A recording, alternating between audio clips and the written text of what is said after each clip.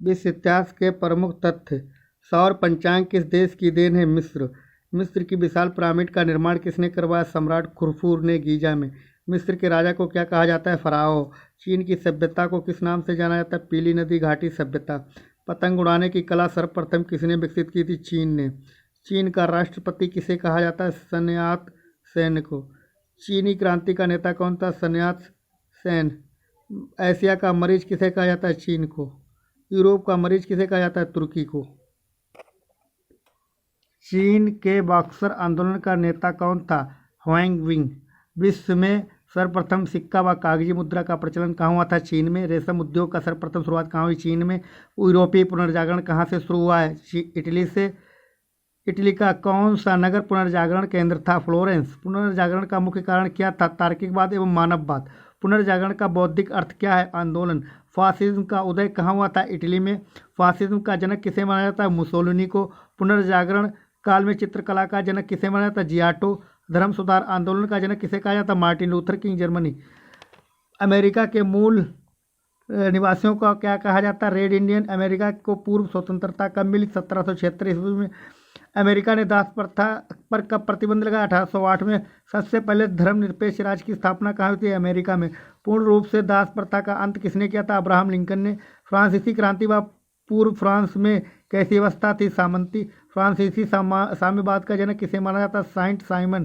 France की राज्य क्रांति कब हुई? 1789 ईस्वी में। नेपोलियन फ्रांस का सम्राट कब बना? 1804 में। सर्वप्रथम राष्ट्रवाद कहाँ विकसित हुआ? फ्रांस में। आधुनिक फ्रांस का निर्माता किसे कहा जाता है? Napoleon Bonaparte. वाटरलू का युद्ध किन किन के बीच लड़ा गया? नेपोलियन और मित्र राष्ट्रों के बीच 1815 ईस्वी में। नेपोलियन को बंदी बनाकर कहाँ भेजा गया? सेंट हेलेना द्वीप पर। नेपोलियन के पतन का क्या कारण था? रूस पर आक्रमण। रूस के शासक को क्या कहा जाता था? जार। रूसी साम्यवाद का जनक किसे माना जाता है? प्लेखानेव को।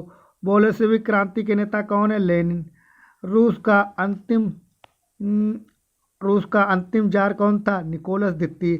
रूस में नई आर्थिक नीति किसने लागू की थी? लेनिन ने 1921 ईस्वी में। आधुनिक रूस का निर्माता किसे कहा जाता है? स्टालिन को। सर्वप्रथम औद्योगिक क्रांति कहाँ हुई थी? इंग्लैंड में। गुलाबों का युद्ध कहाँ हुआ था? इंग्लैंड में।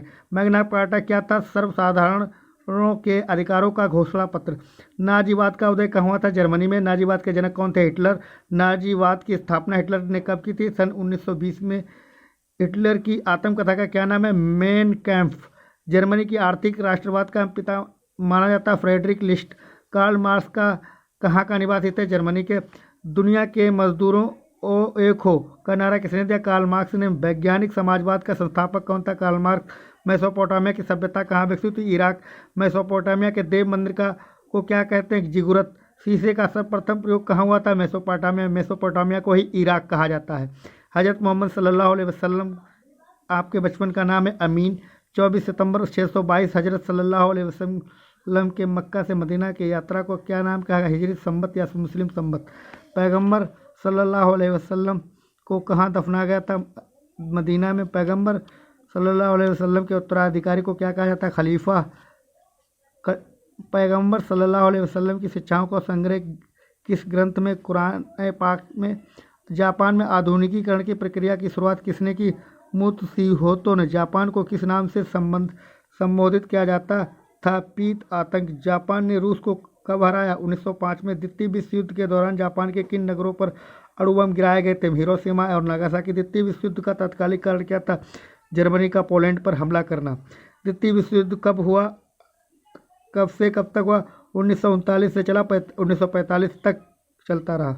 1945 में खत्म हुआ। द्वितीय विश्व युद्ध में जर्मनी के पराजय का श्रेय किसे दिया जाता है? रूस को।